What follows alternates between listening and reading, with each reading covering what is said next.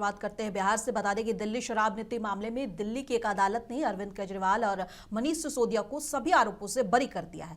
बरी होने के बाद केजरीवाल ने इसे अपने खिलाफ बड़ी राजनीतिक साजिश बताया और इसके लिए केंद्र सरकार को दोषी ठहराया। इस पर नेता प्रतिपक्ष तेजस्वी यादव ने प्रतिक्रिया देते हुए कहा है कि बीजेपी हमेशा विपक्ष के खिलाफ साजिश रचती है और इसका शिकार सभी हो रहे हैं, चाहे वो राहुल गांधी हो या लालू यादव या फिर लालू यादव का परिवार या फिर केजरीवाल। तेजस्वी यादव ने यह तक कह दिया कि बीजेपी ने केजरीवाल को हराने के लिए सब किया था, इसलिए दिल्ली में फिर से चुनाव होना ही चाहिए। लगातार विपक्षी दलों पर जो है जबरन पॉलिटिकल वेंडेटा के हिसाब से विपक्षी नेताओं पर जो है गलत मुकदमा किया जा रहा है। संस्थानों का केंद्र सरकार जो है दुरुपयोग कर रही है अपने चुनावी बेनिफिट को लेकर के। जो शराब घोटाला, जो सो कॉल्ड शराब घोटाला था, अब उसमें कोर्ट ने जो है अक्विटल जो है सभी आरोपियों को लगभग जो है दिया है और शायद ये भी आदेश दिया है कि जो आरओ है सीबीआई के, आईओ जो है सीबीआई के, उस पे जो है केस चले कि आखिर ऐसा क्या मुकदमा इन्होंने किया है। तो ये तो स्पष्ट हो गया, बीजेपी का चाल और चरित्र जो है सामने आ गया है, उजागर हो गया है। और जो हर्जाना जो केजरीवाल जी को भुगतना पड़ा, चुनाव हारना पड़ा, तो अब इसका खामियाजा जो है इसकी भरपाई कौन करेगा। तो हम तो चाहेंगे कि भाई, मांग करेंगे कि भाई दिल्ली में जो है दोबारा जो है चुनाव कराया जाए ताकि अपने जनता जो है सही मुद्दे पर जो है चुनाव कर पाए।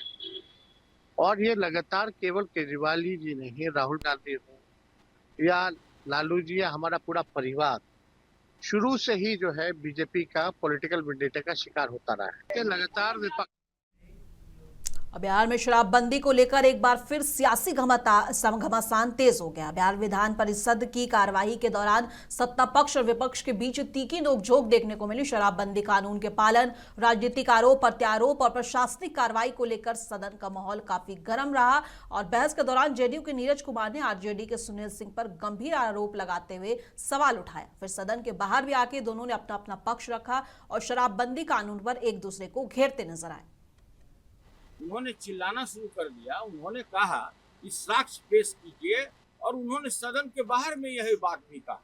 तो आज मैं वैसे पार्टी जो इस बिहार में, उससे बड़ा भ्रष्टाचारी कोई पार्टी नहीं है, उससे बड़ा कोई दोहन करने वाला कोई पार्टी नहीं है, पूरा बिहार को लूट लिया, मैं उस पार्टी के बारे में आज आपको व्याख्यान देने जा रहा हूँ। Janata Dal United party, Janata Dal United party king Mahendra से लगातार 99 लाख रुपया, ये पूरा डेटा है, 99 लाख रुपया कई वर्षों तक लेता रहा। इसके अतिरिक्त उसने अपने पार्टी फंड में तकरीबन 146 करोड़ रुपया, मैं उस पार्टी का बात कह रहा हूँ जिसके शीर्षस्थ नेता समाजवादी चोला पहने रहते हैं, सत्य हरिश्चंद्र बने रहते हैं और पूरे बिहार को उन्होंने भ्रष्टाचार के आकंठ में डुबो दिया। शराब का बोतल लाने का वादा था, लेकिन राजनीति के छुरछुरी पटाखा साबित हुए। एक्साइज एक्ट का सेक्शन 30, जिसमें उनकी गिरफ्तारी आज होती, शराब का बोतल लाने का हिम्मत नहीं हुआ। कायर है ये। और मैं ये जानना चाहता हूं, मान्यवर, 2019 से 2022 तक हम लगातार 2005 से सत्ता में हैं। हमको 23 करोड़ रुपया इलेक्ट्रोल बॉन्ड के रूप में मिलता है और राष्ट्रीय जनता दल को 17 महीना में 85 करोड़ का इलेक्ट्रोल बॉन्ड के रूप में चंदा मिलता है। और चंदा कौन देता है? शराब की कंपनियां चंदा देती है। शराब की कंपनियों ने चंदा दिया तो किस कारण से चंदा दिया, यह स्पष्ट करना चाहिए। और बिहार विधानसभा के सत्र में मांस और मछली बेचने वाले छोटे व्यापारियों के लाइसेंस को लेकर जोरदार हंगामा हुआ। एआईएमआईएम के विधायक अख्तरुल इमान ने सदन के बाहर कहा कि हजारों छोटे दुकानदार लाइसेंस की जटिल प्रक्रिया से परेशान हैं और उन्हें राहत दी जानी चाहिए। विपक्ष के कई विधायकों ने उनका समर्थन भी किया। वहीं सरकार की ओर से कहा गया कि लाइसेंस व्यवस्था स्वास्थ्य और सफाई मानकों के लिए जरूरी है। हालांकि प्रक्रिया को आसान बनाने पर विचार किया जा सकता है और तीखी बहस के कारण कुछ देर के लिए सदन की कार्यवाही भी बाधित रही। आप बात बताइए कि एक मल्लाह बिरादरी का आदमी है, बेचारा 2 किलो मछली मारता है और उससे अपनी जीविका का और उसको भी लाइसेंस लेना पड़ेगा। ये सरकार तो रोजगार नहीं दे पा रही है और उससे गरीबों पर, फुटकर विक्रेताओं पर, फुटपाथ पे रहने वालों पर, खुदरा विक्रेताओं पर ये परेशान कर रही है सरकार। हमारा ये मामला है कि बिहार में 80-85% जो लोग हैं वो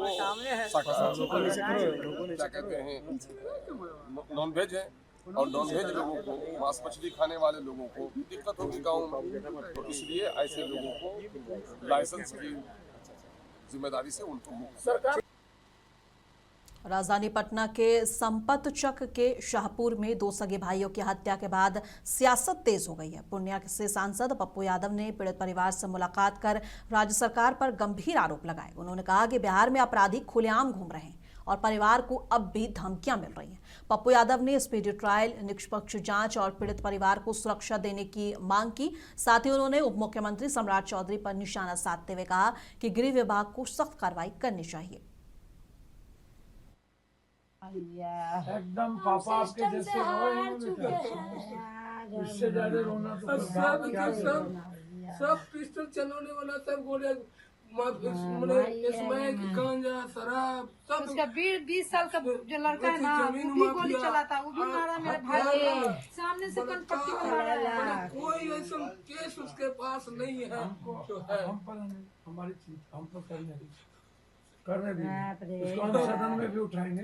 एकदम 9 मार्च को हाउस खुलेगा। हम इस मुद्दे को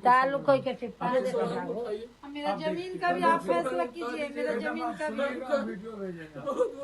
जो जमीन के कारण मेरा भाई को ये होना पड़ा, सही होना पड़ा, कोई जमीन में मेरा भाई को मारा है, हमको वो जमीन का भी न्याय चाहिए। और होली के त्यौहार को शांतिपूर्ण और भाईचारे के साथ मनाने के लिए फुलवारी शरीफ थाना परिसर में शांति समिति की बैठक आयोजित की गई। बैठक में नगर परिषद अध्यक्ष मोहम्मद आफ्ताब आलम और एसडीपीओ दीपक कुमार, थाना अध्यक्ष मोहम्मद गुलाम शाहबाज आलम समेत कई जनप्रतिनिधि और गणमान्य लोग शामिल हुए। अधिकारियों ने लोगों से अपील की है कि होली प्रेम और सौहार्द का त्यौहार है, इसे मिलजुल कर मनाएं, किसी भी अफवाह पर ध्यान न दें और डीजे, जुलूस और जैसे कार्यक्रमों और नियमों का पालन करें। पुलिस ने भरोसा दिलाया कि होली के दौरान गश्त बढ़ाई जाएगी। होली रमजान में पड़ा था, बहुत अच्छे से सब गुजर गया। इस बार भी प्रशासनिक व्यवस्था अच्छी है, लोगों का जो शांति समिति के सदस्यगण है उनका पूरा सहयोग रहता है, तो इससे मिलजुल करके सारा निभा दिया जाता है। इस बार हमने एक सुझाव दिया है आज शांति समिति की बैठक में कि रमजान को देखते हुए पिठिया बाजार से लेकर चुनौती कुमार दुर्गा स्थान तक 4 बजे शाम से लेकर 10 बजे रात तक 4 व्हीलर और 3 व्हीलर का एंट्री वहां पर बैन कर होने वाला से 1 वीक लगभग हम लोग हल्कादान का कार्यक्रम करेंगे। पिछले साल भी हम लोग हल्कादान कराए। कोई समस्या व बिजली की तार वगैरह निर्देश दिया गया है। होलिका जो रखेंगे उसकी ऊंचाई कम रखेंगे और बिजली की तार, ट्रांसफार्मर या अगल बगल घर को ध्यान में रखकर सुरक्षित स्थल पे होलिका दहन करेंगे। इसके लिए हम लोग सभी पुलिस प्रशासन मूवमेंट में रहेंगे और हर जगह जगह हम लोग अग्निशामक की व्यवस्था रहेगी और हेल्थ टीम भी, एम्बुलेंस भी रहेगी।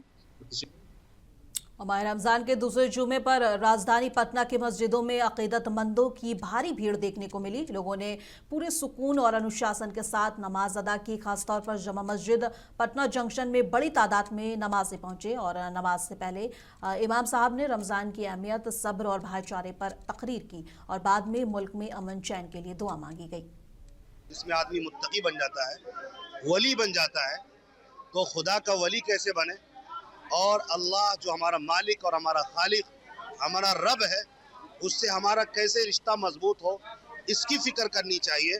और उससे रिश्ता मजबूत करने का सबसे आसान और बेहतरीन तरीका यह है कि हम रोज़ाना की बुनियाद पर अल्लाह के कलाम कुरान मजीद को तर्जमा और तफसीर के साथ पढ़ना शुरू कर दें।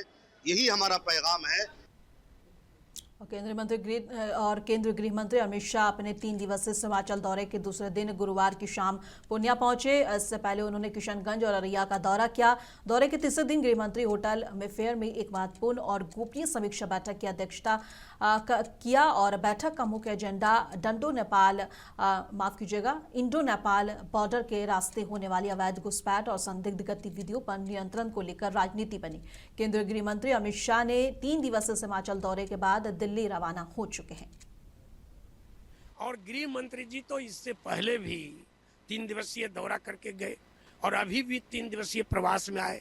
पहले दिन वो किशनगंज गए, दूसरे दिन अररिया गए और एसएफसी के जवानों को जो उन्होंने संबोधित किया, आप ही लोगों के कैमरे पर हम लोगों ने भी सुना।